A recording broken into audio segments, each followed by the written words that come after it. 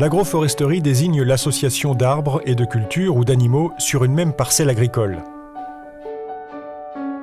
Les arbres sont capables d'éliminer une partie du CO2 de l'atmosphère en stockant ce gaz.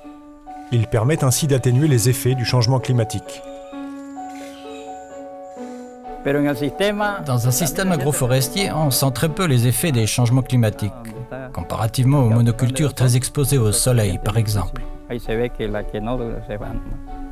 Ici, dans un système agroforestier, la plante qui doit mourir mourra, mais elle sera remplacée par une autre.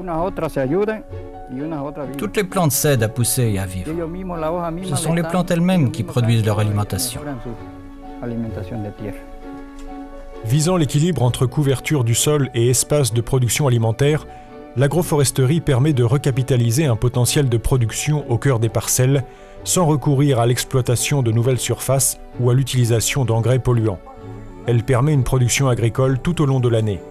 Le but premier est d'assurer l'alimentation pour les familles. Le riz, le maïs, le manioc ainsi que des fruits.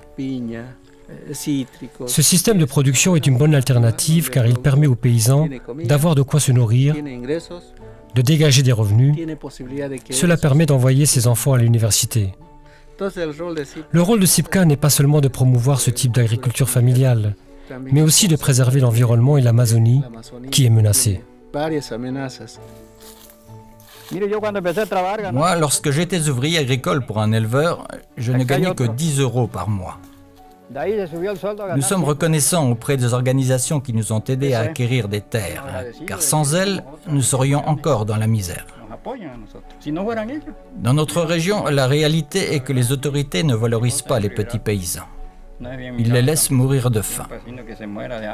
Avant, je dépendais d'un patron qui ne m'offrait rien. Aujourd'hui, j'ai tout ce qu'il me faut.